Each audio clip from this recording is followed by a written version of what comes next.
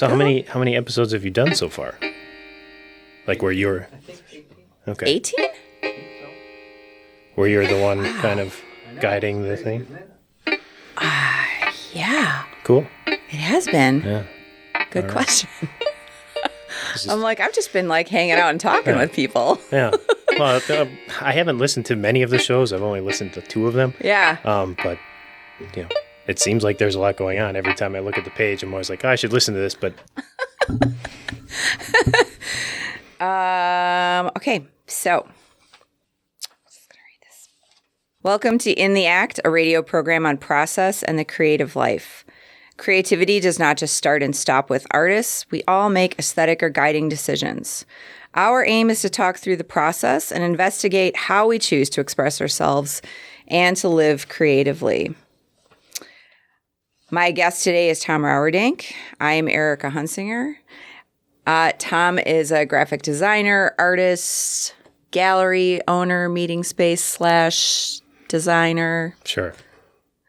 Thank you so much for being here, Tom. Hey, thanks for having me.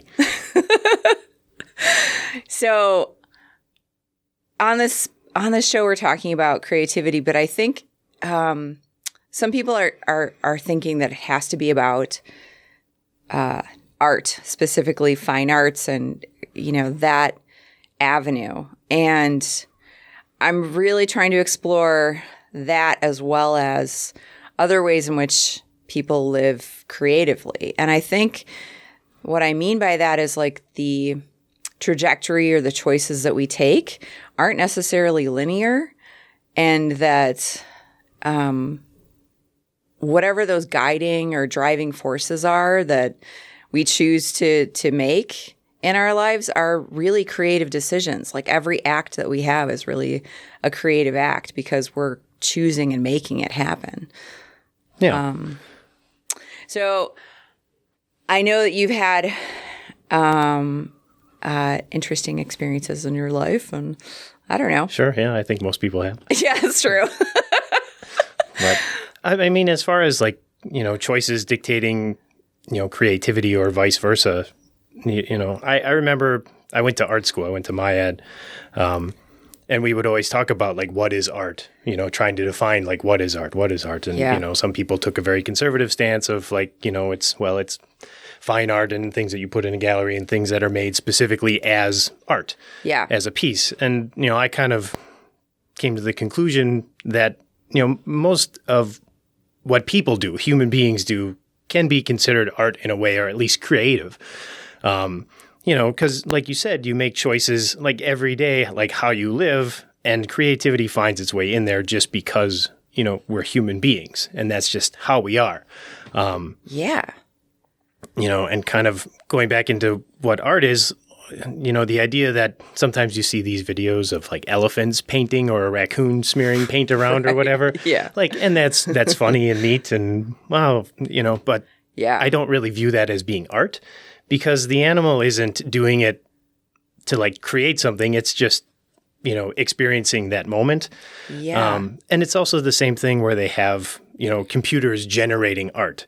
Like, I don't feel like there's not really a lot of art behind it because it's programmed to do a specific thing, and it might take on a little bit of its own, like a mind of its own, but it's still just like there's not that creative spark behind it. There has to be that human hand behind it for me in order for something to be artistic or creative. Yeah. I think, I love that. Yeah. I mean, that's something that's just been rolling around in my head for a couple decades. Yeah. And with the advent of artificial intelligence being such in the forefront of, this robot or this program is making art. That's fascinating.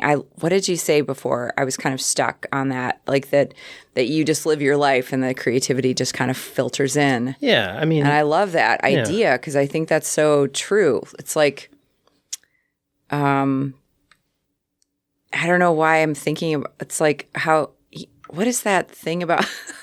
I'm getting on a tangent. There's isn't there like some like metaphor or something about like there's this jar and how do you put the sand and the rocks in the jar, and you can't put the sand in first. You have to put the rocks in first to get the sand in. Oh.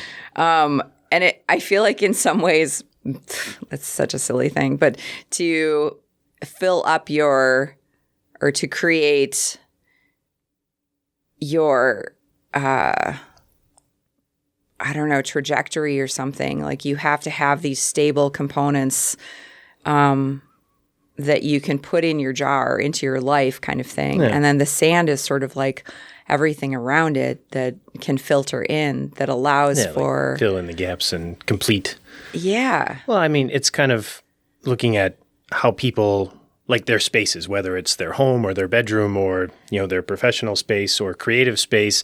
Everybody's space is different. There's common elements. For a painter, you're going to find similar things. You're going to find paint. You're going to find probably solvents and brushes and all sorts of things. But how people organize those things, that's a creative choice. Like absolutely, where they like to face during the day. Do they like having the sun at their back in the morning, or do they like it, more in the afternoon, or where they're positioned in the room? Totally. Are they working standing up, sitting down? Those are all those little creative decisions that inform and make up a creative person or just a person in general. Yes. And I don't know, it's kind of fascinating just to see where people work, where people live, like how they, how they organize this stuff. I totally agree. And I don't know why, but one of my go-to places that I like when I go into people's houses or something, which hasn't happened, very often in the last couple of years, but is their bathrooms. Oh. I think bathrooms are really interesting because they're like a place that they don't necessarily kind of design in the same way that they would like their bedroom or living room or maybe even kitchen or something. Yeah. It's sort of like the secondary design, but it's a place that you go to often. It's an intimate space. And it's a daily space. Like it's not like you're not visiting there. And so there's this lived in quality that has an essence of it about it. And I always just find it really interesting. Like, why would they choose that shower curtain? Or what, did they choose to put a cover over the Kleenex box that they, like cozy. Is it a cozy? Well, and then it, how many of those decisions are actually decisions, or it's just like, here's a shower curtain, like, they're not thinking about it, or some people might pour over. Right. Is this the right shower curtain we have in here? But it's still a decision. Yeah, it's like even though if you want to like let go, like, oh, I didn't even think about it, you're still choosing it in some way. You had to put it up, so you had to choose to put it up. Right. So there's like this non-decision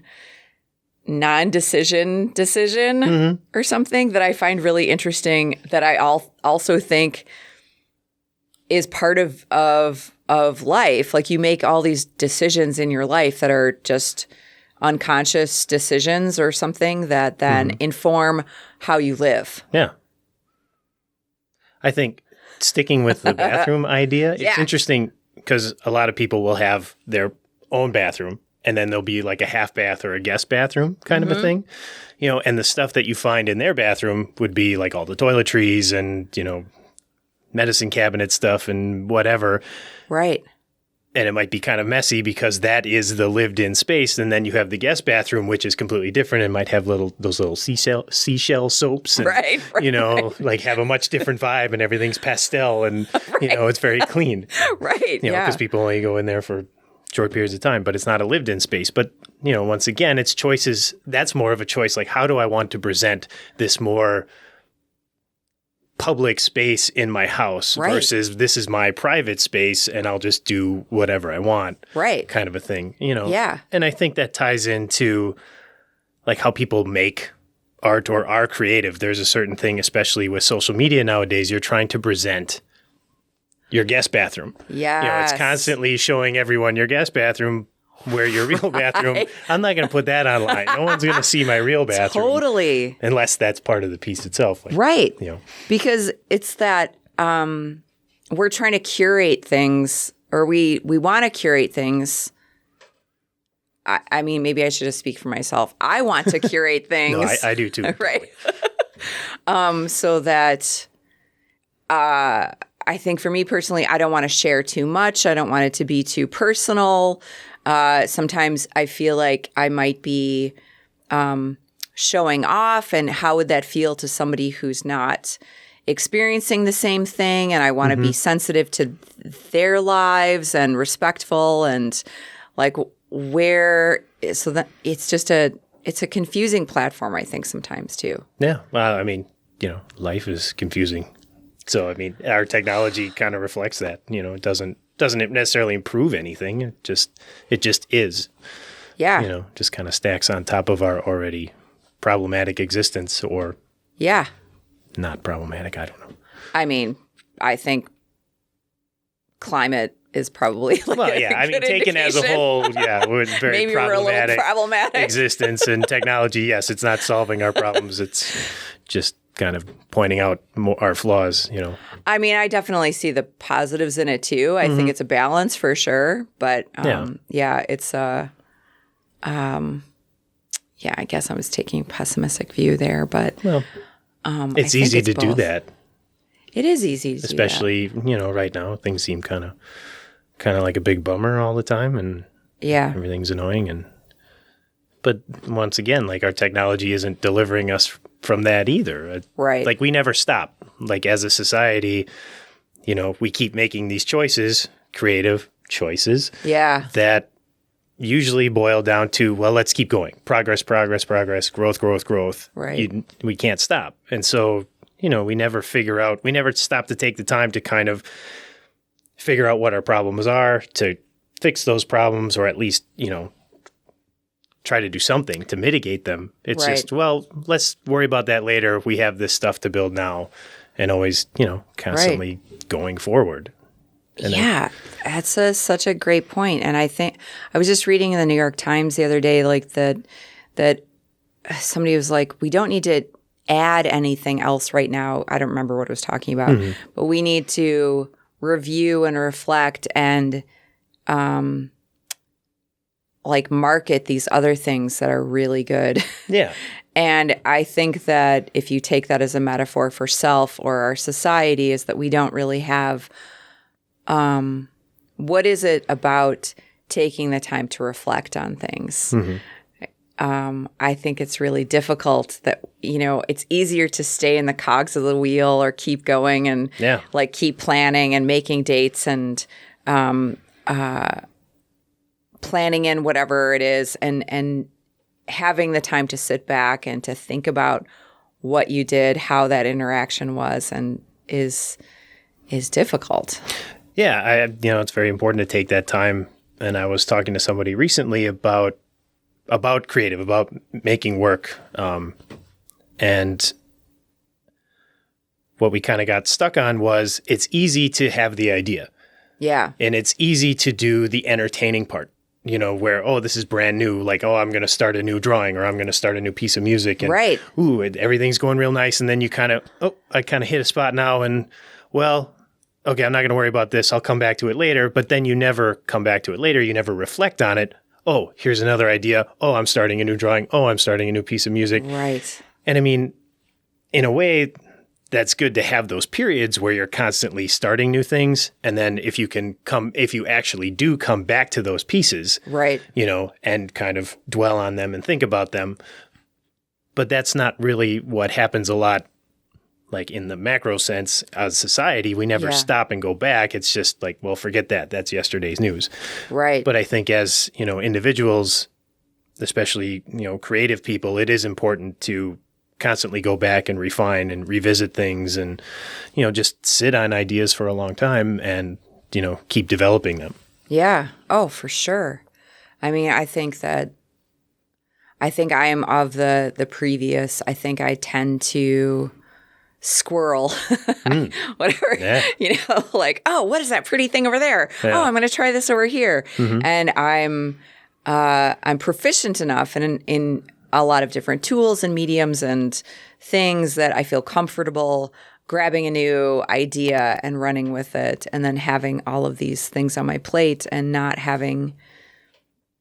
taking the time, making the time to refine, sit with, negotiate, navigate those processes. So, I think that's kind of the hard part, is to sit and dwell and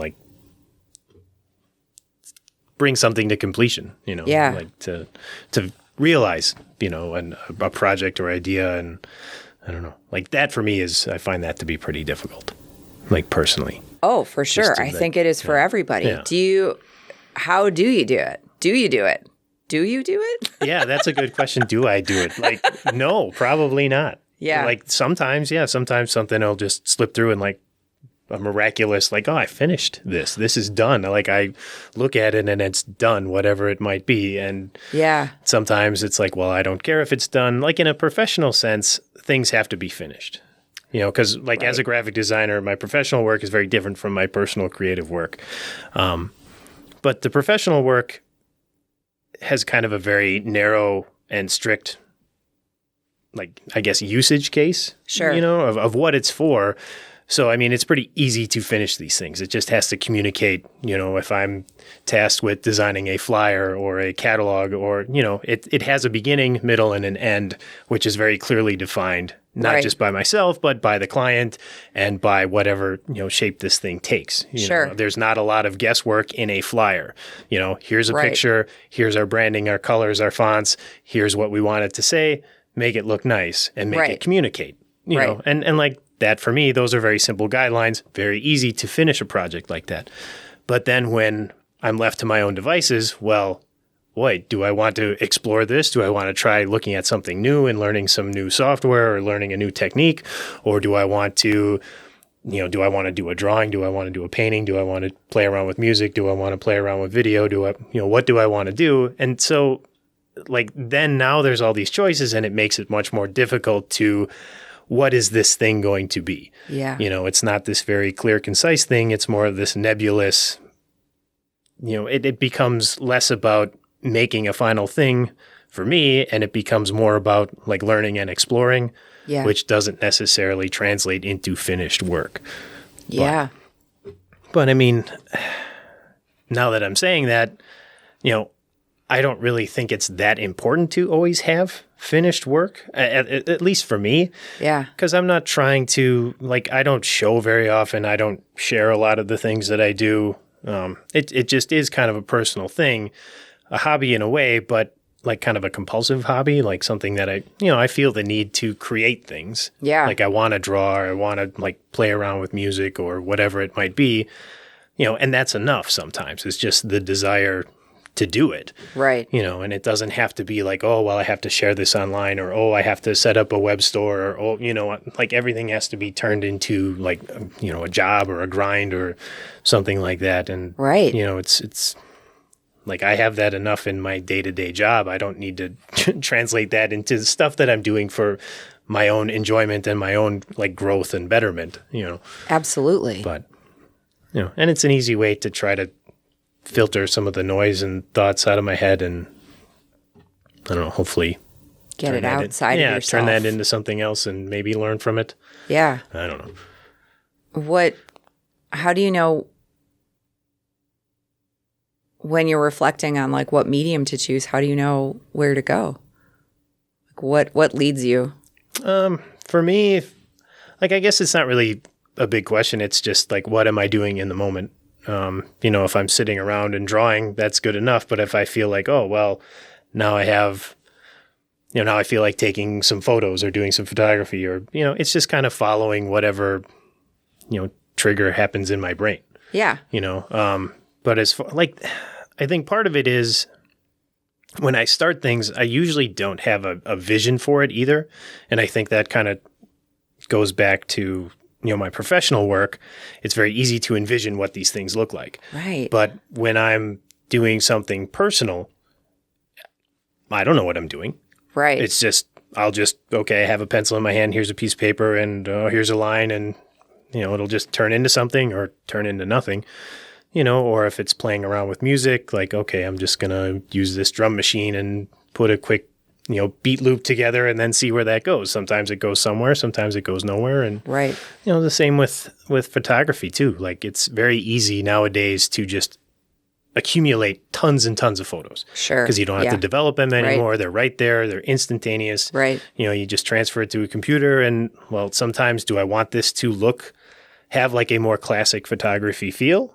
You know, or do I want to take advantage of what a digital space gives me and just blow out the colors and, you know, make it crazy and manipulate it and do a lot of things in the edit, you know? Like, and that's the thing. For me, there's almost too many possibilities for me to really ever sit down and like get comfortable, or like, this is my thing. I'm going to be this. When I went to college, I wanted to be an illustrator. Specifically, I was very interested in comic books, and like, okay, like we did our freshman year where it's, you try a little bit of everything, and then, okay, now I'm going to do illustration classes. And I very quickly realized, like, I don't like this at all. Like, I don't have the patience to just be this. Yeah. So I don't know. I don't know where to go with that, but I think it's really important place. It's just choices. Yeah.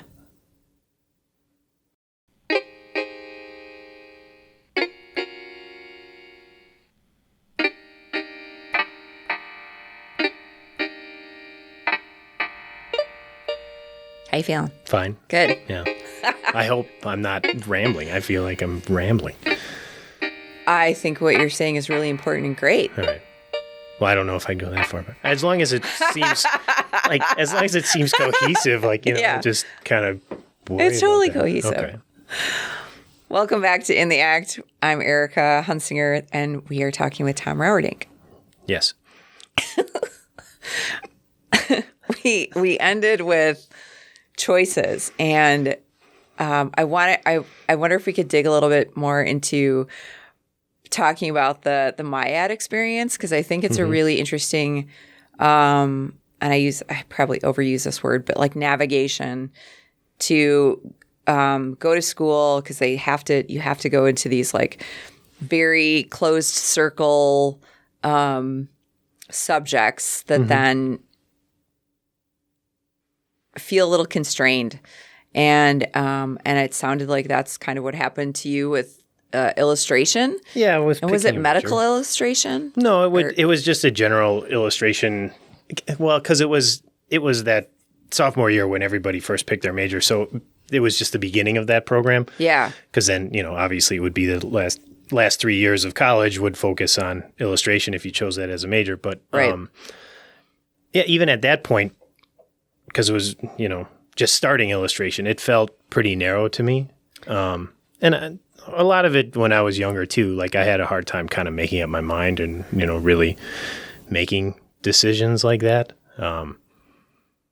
But I mean, I find illustration to be really difficult to sit and look at something and define its line and be exacting. And I mean, I'm so glad that the camera was invented. Well, not everything can be, experienced through photography. That's so true. I know. It's a real skill, and that people have and can really develop it. But it is, I think, a very different way of creating that I find frustrating and anxiety provoking. Well, looking at it now, because I obviously went into the graphic design program, which was called the communication design program at MyAd. Oh, interesting. And I guess, that has its own narrow path as well. Sure. I'm doing very specific things. Yeah. I think I just liked using the computer, and it seemed like the school had spent a lot of money at that time on the communications design program. Yeah. Because this would have been 98, 99, and they had just gotten all new, like, iMacs, the blue iMacs, and like all over the school, and so cool, and other blue Macs like tower, the G3 towers. So they had put a lot of money into it. So I was like, okay, well, I like using the computer in the classes that I've used it in. I don't know a lot about graphic design, but it seems like it's a growing, industry or whatever you want to call it. Sure. And the school has obviously put a lot of money into it just recently. So like for me, it was kind of an easy decision to make. Well, it's materials led. I mean, you were led by your materials. Like you found this and Yeah, because I've always been fascinated by technology and things like that. But growing up, we didn't really have a family computer until like the early 90s. And even then it was just a pretty basic computer. It didn't really do a lot. Did you have one of those like tiny little Macs that was like a little tower I didn't. and stuff? No, my uncle had one, and I was always fascinated by it because they had this Mac Paint program, and you could like just click this paint tool and then like make the whole canvas look like a brick wall texture just with the click of a button. Right. And I thought that was fascinating when I was like 9 or 10 years old. Like, Totally, this is so neat. So, I mean, maybe, that didn't hurt going into, getting into graphic design and things like that. Sure. But kind of going back to, the experience of being at MyAd or just at an art school in general, looking more outside of, the courses that dealt specifically with art or creativity, there wasn't any math or like science or anything like that. There was a lot of literature and things like that, and looking at how, things in context. Just reading Frankenstein and what the context of that story was, reading Camus' The Stranger and what the context of that story is. And basically a lot of what the curriculum consisted of was seeing different angles to not just like creative things or artistic things or the pieces that you're working on, but just life in general, like trying to look at things from different angles, getting the 10,000 foot view and also getting, the very zoomed in microscopic view and trying to just see as much as you can. And I think that's something that a pretty valuable thing that I took away from MyAd is just use the same word. Yeah. Is just being able to see things, and consider things and think about things and not just react to things and not, well, this is the way that, my perspective is the only perspective, because right. That doesn't really work out very well. You lose out on appreciating other people's experiences and, you kind of solidify into just this boring pillar as opposed to, what is it?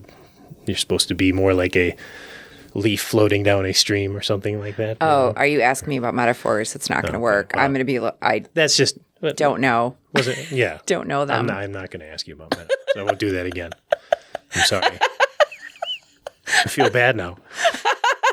No, the experience. I can maybe dissect the experience of it. I always am like, my parents didn't teach me any of those things, so I didn't really get them. So I try to dissect them. So like a leaf floating down the river is like every new. It's not like floating on a lake. It'd be like new experiences all the time if you're floating down a river. Yeah, I guess you go with the flow. Oh, go with the flow. Yeah. Sure. I think it works in an ocean too, because the ocean current will draw you away from land and maybe bring you nowhere, where a river will bring you to the ocean eventually. That's true. I don't know. I think we're getting kind of, maybe let's not focus on the metaphor aspect. So right. Kind of get well, lost that's in the interesting thing about creativity and talking about creativity is that it happens a lot on the show, which I kind of love, that there's this, it is like a little stream to river to ocean. Yeah. And it expands in a way that is sort of uncomfortable because there's not like a definite or a definition or a grounding that feels like a safe structure to work within. Yeah. And then we get lost and forget where we had our place and stuff like that, which I think is a really interesting thing and an important detail to that I think is sometimes made fun of. In some places of that abstraction of that like nonlinear thought or like where does it take us, and that of those places and that sort of ocean, that river to ocean is where a lot of the things are born. And when we let go a little bit of our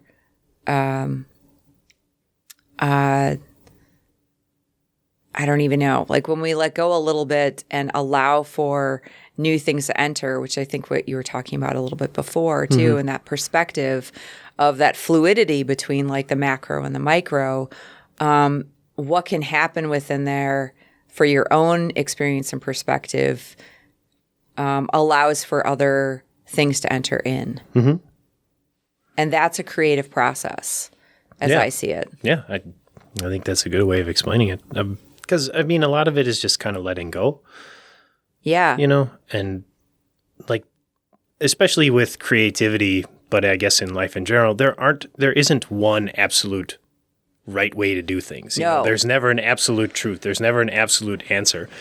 And, I think finding people that want that, and a lot of people do want that. A lot of people want, especially even just looking at art, like fine art in a museum, like an abstract painting, like, what is this? I don't understand this. Like, right. Well, just look at it and, just look at it and get something from it. Like you just have to just work with it a little bit. Right. But like, what is this? Well, there isn't, it's a piece of art. Like there isn't it's not a tree, a picture of a tree. It's not a nice rendering of a dog. It's not, it's something different. It's something unknown. And, I think a lot of people would benefit from looking at things like that. Just letting go that there isn't a right answer, that there doesn't have to be a yes or no, wrong or right kind of a answer to things. And, but that gray space is scary for people. Yeah, it is. I mean, I think it can be scary for everybody. I mean, not knowing what is happening next, or just being, overwhelmed by too many things happening at once, or I understand the value of having a structure in your life where, hey, these are the answers. Like all you have to do is just follow this and everything will be fine. Yeah. And that's all well and good if that works for you, but that might not work for the next person, or that next person might not be interested in such a rigid structure or anything like that. So you kind of just have to, once again, you can be rigid, but you have to be open in a larger sense. Yeah. You can be rigid within yourself if that's what works for you, but once you start trying to impose that on other people, or or just trying to force everything into that, square. Right. What is it? Round peg in a square. I wasn't supposed to ask you about metaphors, but round peg, square hole, or is it the other way around? Square peg, round hole. Does it matter? I don't know. Probably not. Let's not get caught up and let's not be rigid about the metaphor. Yeah, exactly. Yeah. But I mean, I do, and I think it's for me, it's a balance. I think I was brought up to be completely fluid. And so I'm like, whoa, I need some structure. Yeah. Because, and I think it was when I was in grad school in art therapy and talking about play and imagination and exploration, and particularly with young children, and that, and we always use the metaphor of you have the structure of the area that's the playground, and that's the defining structure, and that's the safe area. You're being watched by superiors and not superiors, teachers. Superiors? It sounds like some alien force. Yeah. And the superiors are. But then within that space, you can pretty much do whatever you want to. Play. Yeah. You can sit on the ground and just look up at the sky forever, or you can go on a slide for a number of times, or use charcoal to paint or to draw onto the sidewalk, or play with friends, or bike, or and that sort of exploration that feels like the best metaphor for me. And so I have to provide myself. And I've read tons of books on organization just to have some structure for myself to be able to do that. And I think that it's and I talked about this in another with someone else recently, is that there's a day, that the day is a cycle, and that is a structure in and of itself that is really helpful, that the day is going to end and then there's going to be another day. And it sounds so profound and it's so simple, but to tune into those particular things are really helpful. And I think what's helpful for you with... Boy, I don't know, trying to find a balance between that structure and the exploration is helpful. I don't think I always achieve that. I'm not very good at keeping a hard schedule. I'm all over the place. Working for myself, I kind of get up when I get up, and I do certain things in a somewhat specific order. Like I get up and I eat breakfast and I get ready and take a shower and sit at the computer and do some work. But then, well, now I want to look at this. The internet's there. I could do that. Or, if I'm working at my office, well, I could go outside and take a walk, or I can walk in back and get away from the computer and maybe draw a little bit, or, putz around with something. Or if I'm at home, well, let's see what the cats are up to. Right. There's a lot of distractions, which I like being distracted. Yeah. But at the same time, it also makes it very difficult for me, being so distracted, to really sit down, like sitting down for more than 20 minutes and doing anything, even if it's something I really enjoy, is difficult. It's hard. Yeah. And that differs from person to person. Like I've met a lot of people that just obsessively will work on a project until it's done. Right. And I think the sweet spot is that balance in between, where having enough structure to really keep you on task. Yeah. In whatever it is great, but also having those breaks in between, like having some recess. Yeah. That has some structure. But then, I guess like school is a really good metaphor, just because there's different classes throughout the day. Yeah. And whether the classes are 45 minutes or 2 hours or whatever they might be, that's all compartmentalized. Yeah. And I think, like you were saying, like trying to have these compartments where, like, in this compartment, I'm going to do this. Like in this compartment, I'm going to do this. And some things are really easy. Like, okay, well, it's nighttime and I'm in my bedroom. This is the compartment for sleeping. Right. And, I'm in the kitchen. This is the compartment for making food and eating. But like creative compartments, are a little different. Yeah. Just because, they are. Especially from a personal standpoint. Once again, the difference between my personal creative work and my professional creative work is wildly different. But staying on task is important. And that I struggle with kind of in both. Yeah. Because even having that work compartment, it's difficult to not let other things seep into that. Right. But yeah. I don't know. So I really don't have an answer as like, I don't know if I really achieve like finding a balance. Like I want to do more work, but I also don't want to do more work. Oh yeah. Too, of course. I mean, it's interesting when it's interesting, and sometimes I'll try to push through on things, but sometimes I just don't want to. Yeah. And when it comes down to personal creative stuff, like I said earlier, I'm not trying to prove anything or make a business out of my personal creativity. So it's just, well, it's not fun anymore, so I'll stop.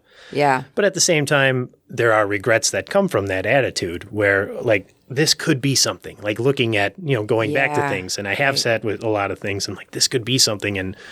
But I'm just not going to do the things that could make it something because I'd rather start something new. Right. So I think that gets a little frustrating, but yeah, for sure. But that's the thing, is just a constant struggle to get that perfect balance. Right. I mean, yeah, we're dynamic beings with all these new information that happens every single day. And I feel like sometimes when we feel like we have it down, like you're like, ooh, I got this. Yeah. And then in a flash, it's changed and different, and you have to react and shift. Yeah. We're all kind of, I don't know if trap's the right word, but stuck with our own humanity.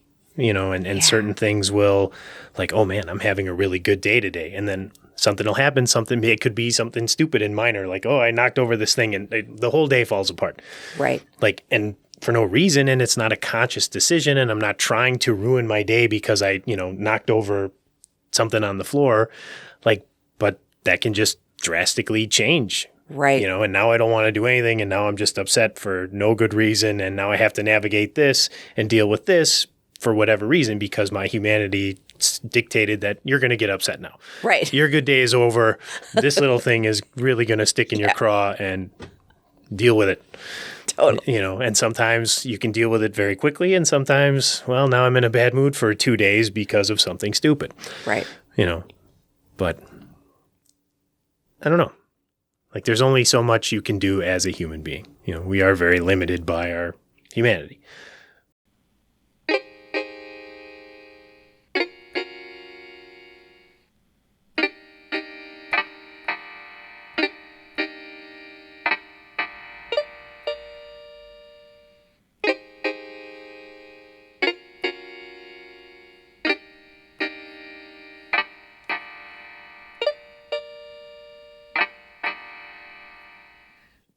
Hi, welcome back.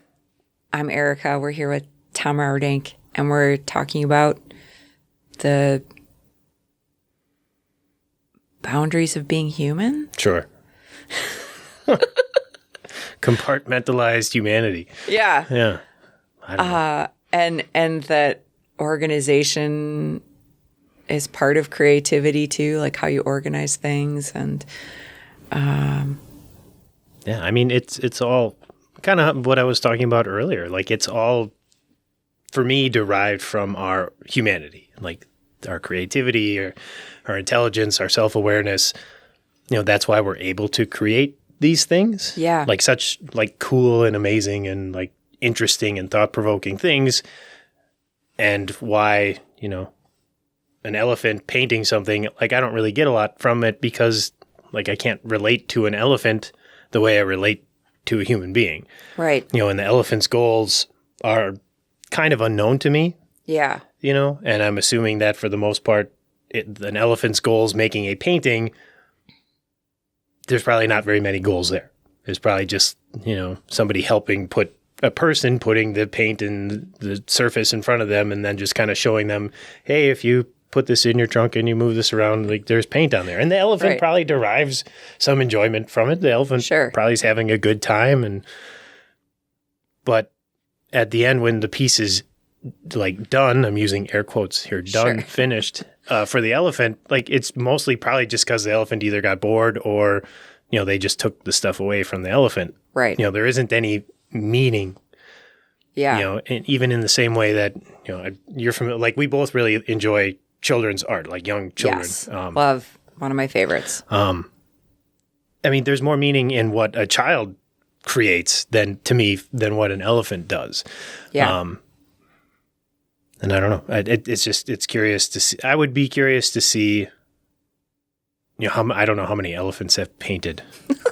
I'm sure know. there's a handful, but Oh, I'd like yeah. to, like, it'd Right. be interesting to kind of compare all those paintings together because, there's been lots of books written on children's art and like Yeah. specific commonalities between like how they draw like human beings, for instance. Yep. They usually start at a certain age, they start with a circle and then there's some features for a face and then like little arms and legs sticking off of that circle. radials. Yeah. And Is that Kellogg? Is that Yeah. analyzing children's art or something like that? Mm-hmm.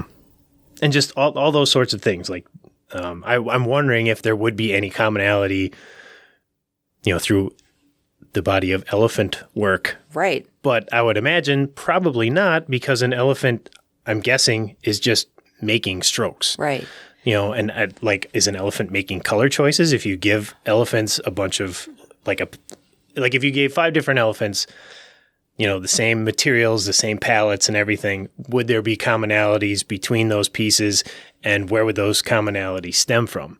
Sure. Obviously they would all have the same colors, but, would 3 or 4 out of the 5 elephants they all use this one blue except for one, or, they all made these circular patterns, or, they each were able to make like a triangle, Right. but, And then why are they doing it anyway? Like, why? What's the purpose of trying to what's the purpose? Is what my question is of having an elephant paint in the first place. Is it to show that creativity can happen throughout all of the animal kingdom, that we are all animals, or that I wonder why. It's dynamic and look, it's abstract and yeah. an elephant can make it, and this person is making abstract art too. Yeah. Is it to devalue the work that an abstract artist makes? Maybe. Is it to value,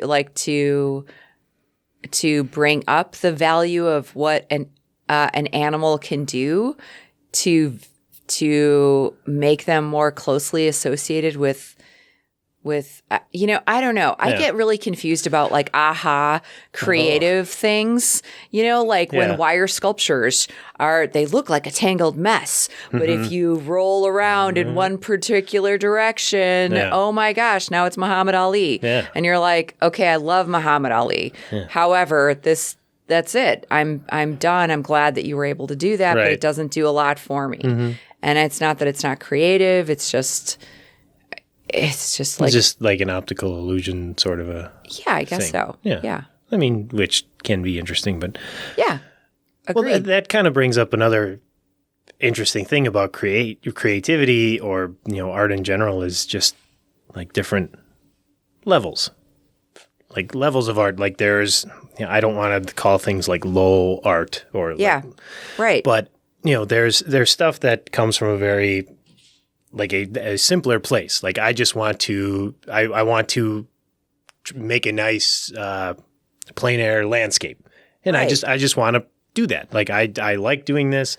Yes. I just want to make something, and I want it to reflect I want what it, I see. Yeah, like this is my artistic license, and this is the best of my ability, and I painted a nice river and a sunset and some trees there, and right. everything's happy. And it might be really well done. It might be very poorly done. But if it's just to do that, like that to me is just kind of a simple piece of art. Yeah. And there's been some great pieces of work that are landscapes, don't get me wrong. Oh, 100%.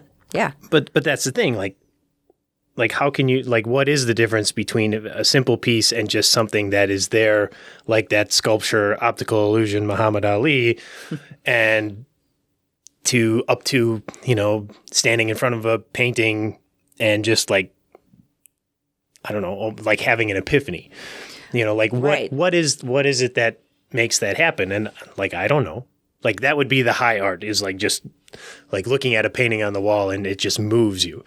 And then there's like a lower art where you look at it and like, well, this is really well done, but I'm not feeling anything from it. And like, where does that come from? Like, what is that? I don't know. Yeah, that's the uncapturable part of it, which is why I feel that animals and computers can't really do that. Right. Like I know we're both big fans of Cy Twombly as well. Yes. I saw one of his pieces when I was in New York. I don't remember what museum. I don't remember the name of the piece. It was a big one. And I looked at that thing. I sat there for about 45 minutes looking at this painting. Wow. Not all at one time. I came back to it. But like I spent 45 minutes looking at one painting in an entire museum in a city known for having multiple museums on a trip that I did go to different museums at. And that's the one thing that stood out to me. And it was very abstract. I mean, for people that are familiar with Cy Twombly, his work is extremely abstract. Yeah.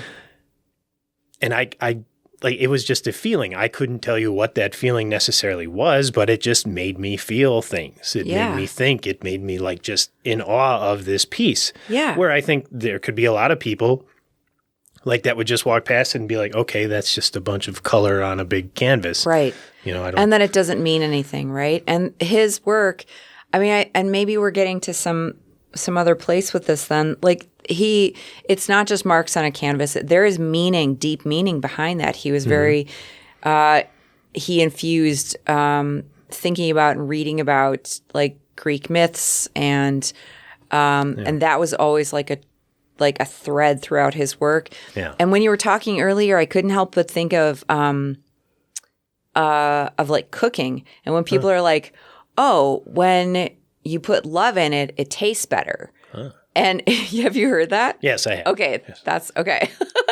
I'm not making it up. No. But that there's something about the infusing of meaning that I think shows up. Yeah. And maybe that's the niche that we're talking about a little bit too. Yeah. Well, and I think that some people are much better than others at, bringing that meaning through in a piece of work, especially an abstract piece of work. Yeah. Because I'm sure there's been plenty of other, painters that are like had the drive and had the talent that somebody like Cy Twombly had, but really aren't at that level, aren't considered to be, as good as Cy Twombly. Right.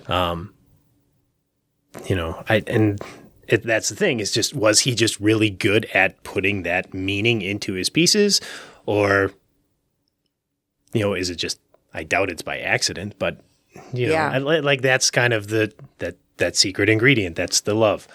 Right. And that's like it's very difficult to define. Yeah. Because I would like to think that some of the things I do, they have meaning to me. Right. Do they have meaning to other people? Maybe. I hope so. Sure. But, if the stuff that I do doesn't mean anything to somebody else, that's fine.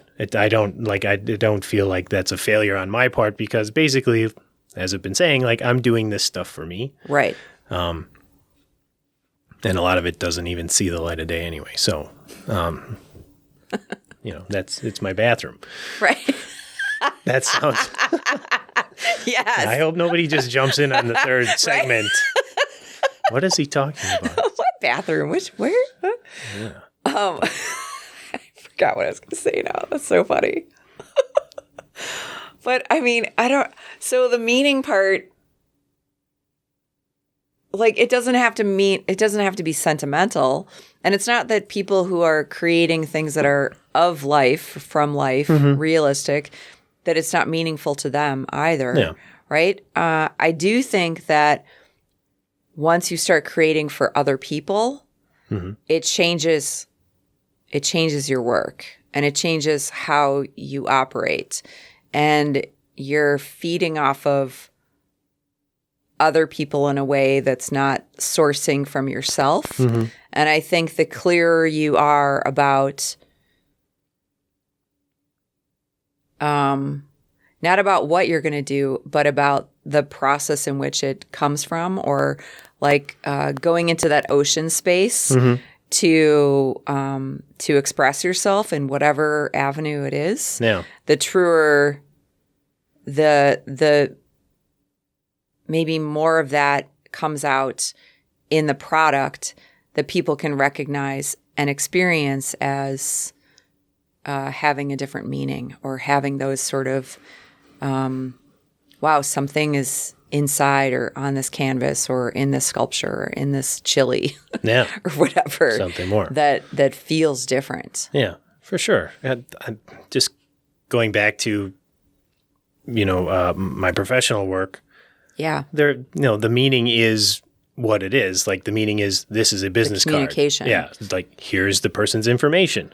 Right. The meaning is very easy with that. Yeah. It's not always the easiest thing to create, but I don't want to make it seem like that work is easy, but it's much more linear. Yes. And much more, boy. I was hoping this wouldn't happen, where I completely forget a really simple word. This happens to me all the time. I was hoping it wouldn't happen on the podcast. Oh, it's called dysnomia. Dysnomia? Oh, okay. It happens to me all the time. I'll have to write that down. Well, if you just get like a lot of interpreters that are your friends, they can like read your mind and tell you what word it is. But I can't do that right now. Yeah, I don't have anybody like that right now. Sorry. And I don't even remember what I was talking about now. Oh, sorry. You were talking about linear. Linear. Okay. Yeah. Well, let's just leave it at that. The word, it's very linear.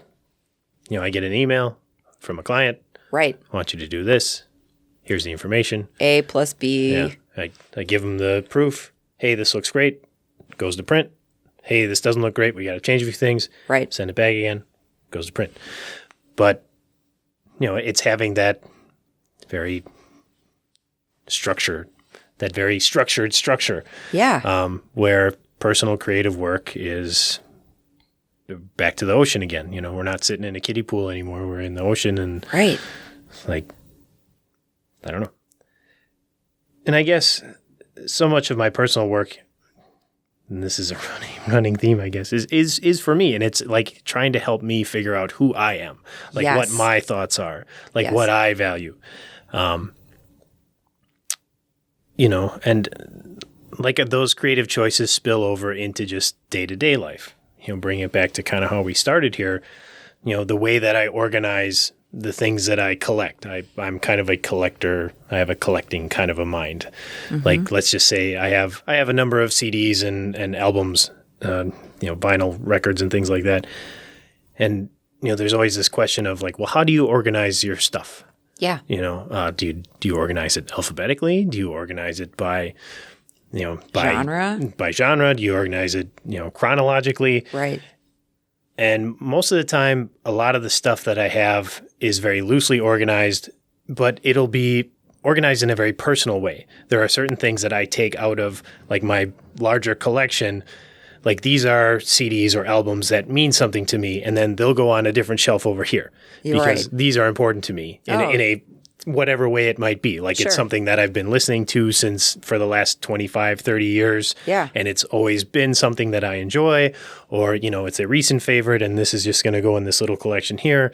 And then the rest of the collection is loosely, let's just say, by artist or whatever, like that. And, that's the thing, is that can tell you a lot about a person if you can decipher what's going on, Right. looking at somebody's personal effects, like after somebody dies. Like there's oftentimes you find things out about somebody like, oh, I never knew so-and-so was so into this, or I didn't know they had this, secret stamp collection, or, whatever it might be. Yeah. Because a lot of those creative choices are very personal choices. Yes. And it isn't about hiding it, but it's Right. about like, well, why does anybody need to know the choices that I'm making? Right. Because, if somebody asks, well, how do you put your record collection together, like trying to figure out, oh, well, I need to figure out a good way to put my collection. What I just put forth, that's not going to help you organize your record collection unless you want to have it, very personalized. But if you're looking like, what's the best way to do it? Well, first off, there isn't a best way to organize your record collection. Right. And that can be applied to almost anything. There's Absolutely. no right way to do anything. Right. There's a right way for you. Yeah. And a right way for you for now. Yeah. Because it can change. Yes, absolutely. Yeah. There is a right way to drive a car, though. You can't just wing it when you're driving a car. How we stay in our lanes and move around at 80 miles an hour sometimes, I don't know. Yeah, it's shocking. It is shocking. And nobody cares. Like the odds of getting in an accident are pretty high. Yeah. And it's much higher than a lot of other things that people like worry about. Like, oh, I'm worried about, like, I don't want to get eaten by a shark. Well, you're not going to get eaten by a shark, but Where's the quicksand that we were worried about when we were 5? yeah, exactly. Like all these cartoons and comic books, like, and movies, like there was quicksand all over the place. I've never encountered quicksand once, I know. but that's weird. It's just an easy plot device, I guess, to have people get stuck in quicksand. Yeah. That's a metaphor somewhere there. Right? Yeah. Yeah. But won't worry about that.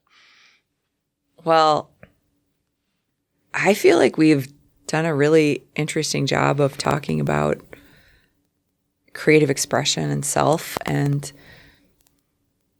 yeah, it was a creative talk. it really was. I About really appreciate creativity. it. Thank you so much for being here. Well, thanks for having me. I really like it. I had a good time. Yay. Thank you. Yeah. If people wanted to get a hold of you, contact you, what is your contact information? I have a website, www.eightyad.com. That's EIGHTYAD.com. That's really the only internet presence that I have. Cool. For now. That's great. Yeah, you never know. Things could change. That's right. I might organize my digital life differently tomorrow. That's right. Thank you so much. This was really great. Thanks, Tom. Thank you. Yeah. All right. Cool. Yeah, that was fun. Thank you. In the Act is produced in the studios at Mead Public Library in Sheboygan, Wisconsin. More information on the web at meadpl.org.